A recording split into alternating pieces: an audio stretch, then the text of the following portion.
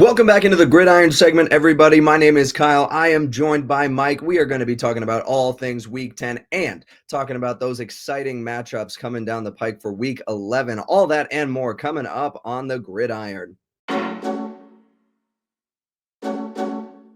Welcome back into the show, everybody. It is so great to be hanging out with y'all in the Gridiron. Of course, I'm Kyle. I'm joined by Mike. We are going to be talking about all things football. But before we get to that, I have got to shout out our amazing sponsor over at Vivid Seats. Look, football season is at the height of excitement right now. Even if you're like me and you're a Chicago Bears fan and everything is crumbling down around you, guess what?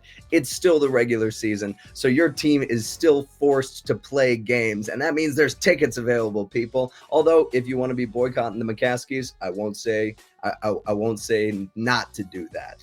But if you need to get tickets to a sporting event, to a concert, anywhere that has tickets, you need to get yourself to Vivid Seats. I'm talking about the best ticket buying platform on the market, guaranteed tickets, ridiculously good prices, and if you use the link in our description, you're going to get an even better discount. So get yourself to Vivid Seats and go sit vividly. Now, Mike, a lot of things happened in Week 10 of the NFL season. A lot of things happened Week 10. Do we want to start with some good? Do we want to start with some bad? Do we want to start with some ugly? What are we thinking? I think we should start with some ugly.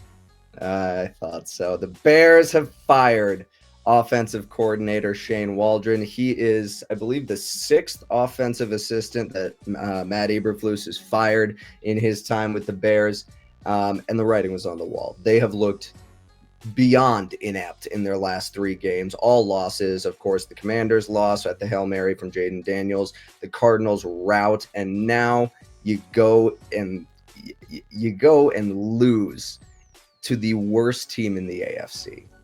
Like, yes, the Giants are probably a worse team overall. I'm talking about just the AFC. The Patriots, probably the worst team in the AFC.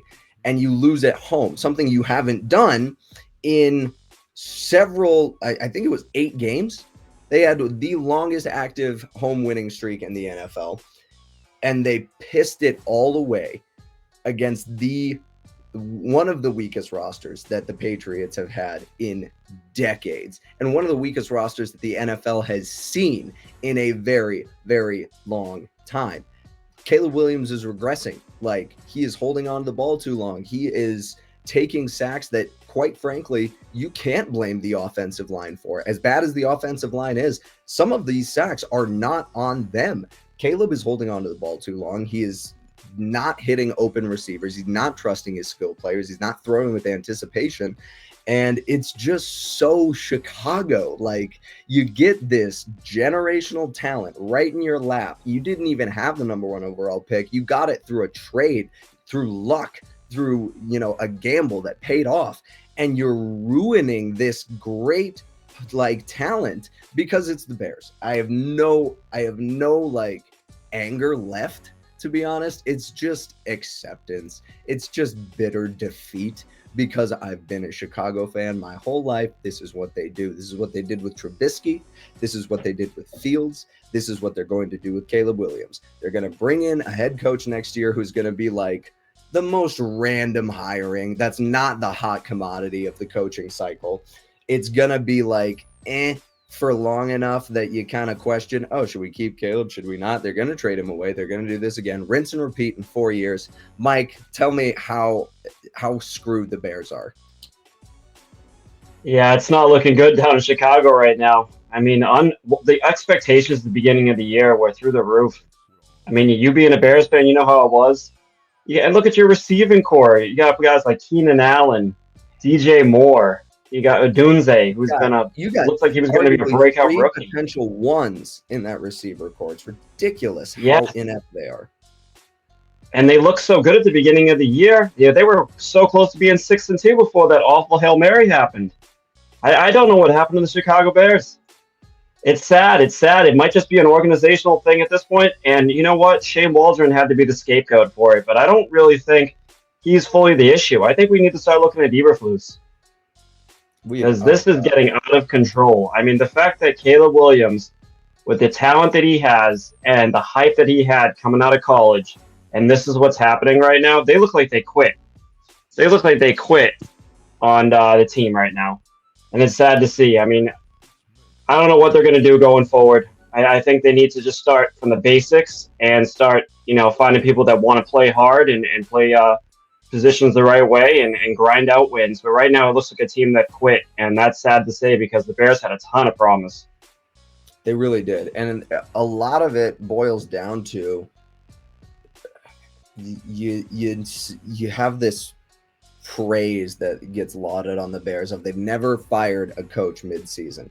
It's so beyond time. They've never fired a head coach midseason, and that needs to happen. Like, there needs to be some kind of like precedent breaking statement made here of like, no, this isn't going to stand. We're not going to allow this to keep happening. But I don't think that's going to happen. Ultimately, it's like, yeah, Poles and Eberflus have the same agent. They're represented by the same people. You really think that they're gonna? Oh my gosh, it's such a mess. It's such an organizational mess, and it always will be while the McCaskies are the owners. And if we keep talking about this, I'm going to just absolutely lose my mind. We've got to talk about another mind-boggling thing. The Kansas City Chiefs still undefeated, and I don't ever want to tell a professional athlete that they are like awful at their job. But that lineman for the Denver Broncos, that was one of the worst. It's like full squat, and he's got his head down. He's practically asking to get sat down in a chair. I'm like, oh my gosh. And then You have one job. The Chiefs are so well coached, it doesn't matter how deficient their offense has been. They will take advantage of that weak link in such a brilliant way. And like, oh man, it's the fact that they're still undefeated by barely beating the 4-5 Broncos. Like, come on, what are we doing? Every week's the same thing for the Chiefs. You just can't. I mean, you can't beat the guys. It might be the worst undefeated team I've ever seen. Patrick Mahomes is having an off year for his standards. 13 touchdowns, 9 picks. That's nothing in Game 9. But they just find a way to win. I guess that's just that championship pedigree over in KC. But I think the Bills are taking them out. So hopefully, Josh Allen's ready for that. The AFC, just in general, to me, is still really bad for some reason. I don't know why. Yeah. Like, you look at, of course, you've got the Ravens, you've got the Bills. You don't have the Bengals. I was about to say the Bengals. You don't have the Bengals anymore right now. Texans are kind of floundering right now. I don't know what's going on with the top of the AFC, but it's a little muddy. It's murky. And I have a sneaking suspicion that a certain NFC team in Detroit is going to end up holding the Lombardi Trophy, and it'll be better for all of us if that's the case. Because if the Chiefs keep on just scraping by, yeah, they're turning the ball over, but they're not punting. Yeah, they don't have any real explosive plays, but they don't really have any huge negative plays either. Their defense hasn't let up more than 25 points. I don't think their defense has let up more than 30 points all year, and they haven't let up more than 25 points in all but like a couple of games. It's been ridiculous from Steve Spagnuolo, as we expect. But the offense with Andy Reid is just bleh. Frankly, I guess it doesn't need to be anything more than that. It's frustrating, but damn it, they're gonna freaking find a way. Winning's winning. At the end of the day, if you're winning football games in the NFL, that's all that matters. It's not college. No, just win. Win and keep winning. Let's talk about some teams that need to pick up a couple of wins in Week 11, because we have 3 unbelievable games. This is a fun Week 11 slate. Just all in all, yeah, my Bears are going to lose to the Packers. It's fine because I get to watch stuff like, I don't know, Thursday Night Football, the Commanders at Eagles. Let's talk about it because we have got a battle for the NFC East right here, and it's so exciting. Eagles are now in first after last week when the Commanders unfortunately were not able to get the win over the Steelers, and the Eagles did what they did. Eagles have just been beaten up on the bad teams, and you can say the same about the Commanders. This is kind of the put up or shut up game for both of these teams in a really interesting way. I want to kind of get your take on this one. Yeah, it's nice to see that the Eagles and the Commanders are actually an exciting matchup again. Right. I think the Eagles have started off slow this year, but they've been picking up steam these last few weeks. Saquon Barkley has really been a difference maker, and it's been exciting to watch him on this football team. And that backward hurdle that he did, I'm still replaying. Unbelievable. And Jaden Daniels, what an exciting rookie. What an exciting rookie. He has come in, he's lighting up the scoreboard. And it's awesome to see. It really is. Usually you don't see someone come in. We saw CJ Stroud did it last year. He's kind of taking the blueprint of that, but it's exciting to watch. He's got a great backfield too with Austin Eckler and Brian Robinson Jr., so that definitely supports and it definitely helps him in the play action game. I think this is going to be an exciting game. These are two offenses that like to score. So I think we're going to have a high scoring matchup. I do think the Eagles are going to win this game because they've been rolling. I believe they won 5 in a row now. And again, the difference maker is Saquon Barkley. When you have Saquon Barkley, all Jalen Hurts has to do is not turn over the football, and I think they're going to take that game easily. Yeah, no doubt. And the Commanders did make some additions in their secondary, which you hope that'll help contain A.J. Brown as much as A.J. Brown can be contained, which is not a whole damn lot. The interesting part about this game to me is the difference in, the style of run game that you're getting, because with the Eagles, it's a little bit more punchy in the face kind of running. And with the Commanders, you have 3 really great runners of the football in Austin Eckler, Brian Robinson Jr., and Jaden Daniels.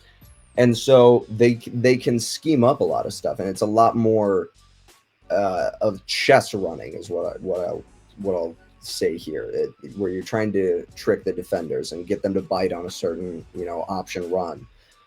So this is going to be really interesting. I think Vic Fangio definitely has his work cut out for him. So does Dan Quinn on the other side. 2 really good offenses. I agree, it's going to be high scoring. I'm gonna go with the Eagles. Just like you said, they're the team that's on the streak right now. I think the Commanders are a very good team, very young team, and they're facing a pretty, not necessarily as established as they were in the past because of the loss of some veterans, but they're facing the established power in the NFC in the Eagles. And I think it's just going to be a little bit too much for them. Give me the Eagles. Let's get crazy. Let's go 33-28 Eagles. Let's go 33-28. All right. I go 35-17. So 35. Woo! There it is. Shifting to another bird team and another divisional decider. We've got AFC North control on the line. Ravens at Steelers. It's always been with the Steelers, it's always just been they're just surviving and they have fun divisional matchups. They're scraping by to get to 500 and they have fun divisional matchups. Their defense is really great and they have fun divisional matchups. This is a divisional matchup. And the Steelers happen to be, 7-2 and rolling. They look great. Russell Wilson is suddenly looking like the Russell Wilson of old. On the other side of it, the Ravens are the Ravens. Like, what do we need to say about Lamar Jackson? He is the clear MVP favorite right now. Like, unbelievable job throwing the football this year by Lamar Jackson, and running the football doesn't even need to be said. This Steelers-Ravens matchup is going to be fascinating because you've just got 2 teams that know each other so well. You've got a defensive-minded head coach in Mike Tomlin that knows Lamar Jackson so well at this point. It's just going to be fun. Like, get your popcorn ready, people. This is going to be old-school AFC North football, and I can't freaking wait for it. Yeah, I'm looking forward to it. It's always smash mouth football when the Ravens and the Steelers get together. If this is a defensive game, that definitely favors the Steelers a lot more than the Ravens, because if the Ravens get rolling with Derrick Henry and Lamar Jackson, it's going to be a problem. But right now, I think that they're going to have a defensive scheme for the Ravens. And this is the game that is going to prove whether the Steelers are a threat to win that division. Because if they can't, the Ravens have it all the way. Because I think the Steelers are the only team right now that even have a chance to pull that off. But again, Mike Tomlin's defense, he's seen Lamar Jackson for a long time now, and he's going to know what he needs to run to stop him. But I mean, I don't know. I'm still taking the Ravens in this game just because of Lamar Jackson. He really is having one of his best years he's ever had. His numbers are unbelievable this year, and Derrick Henry has completely unleashed his play action game, and it is a lot of fun to watch. Maybe finally Isaiah Likely will get going. We thought he was going to have a lot better of a season after game one, and he's really struggled. But if they can get him going, they'll really be rolling. Isaiah Flowers is having a great year, and I'm telling you right now, Lamar, he's got to go to the Super Bowl this year, and he's got to win it. There's no more talk. I say this every single week. You've been a great regular season quarterback, but that's all you're going to be known for until you do some big things. This is a huge game for him to prove that. So the Ravens will be taking this game. The Steelers will give up a fight. This is going to be a smash mouth football game because that's what these two teams do. But the Ravens ultimately are going to take this game.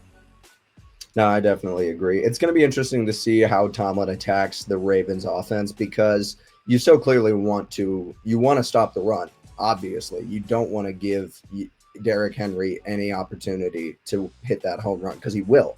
You don't want to give Lamar that opportunity to hit that home run because he will.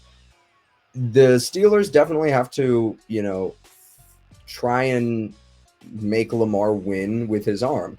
The problem becomes he can and will, and he's going to. I don't necessarily trust the Steelers in an offensive shootout. Do I think it's going to get to that point? No. Do I think the Ravens could start opening up the scoring? Absolutely. Absolutely, they could start opening up the scoring. Now, their defense can let up points.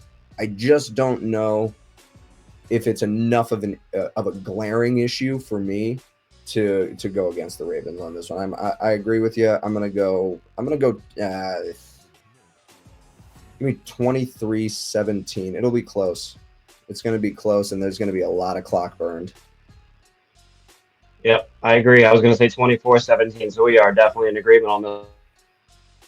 There it is. There it is.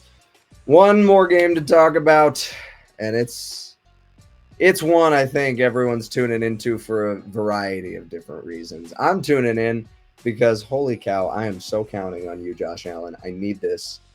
I need this so bad because there's a fraudulent team over there in Kansas City that's walking around like they're just gonna cruise to a three-peat. And Josh Allen, you're just gonna sit there and take that disrespect? I don't think so. We've got first seed implications are on the line here with the AFC right now, and I think Buffalo. This is a little bit of a revenge game.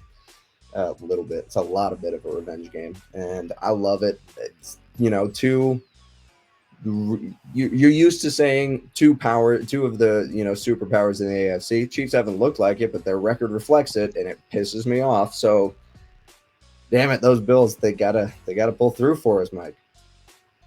Yeah, I mean Josh Allen's got to do it. He's at home.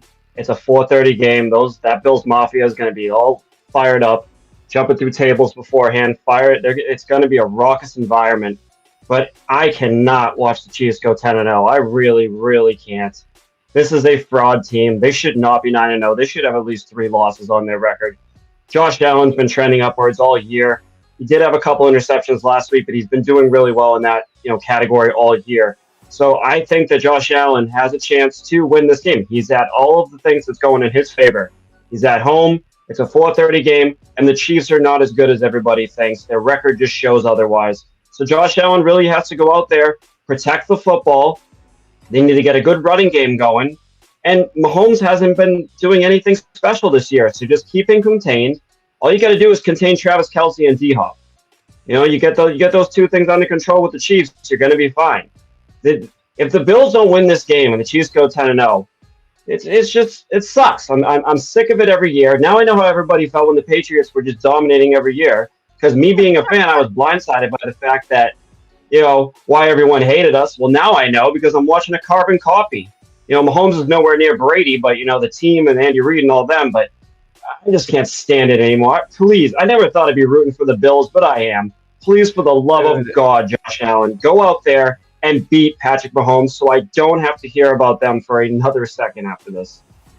Gosh, I need it. I need it so bad because, like, if it's AFC Championship game and it's in Orchard Park versus Arrowhead, that favors the Bills, like it always does. Bills Mafia is so freaking real.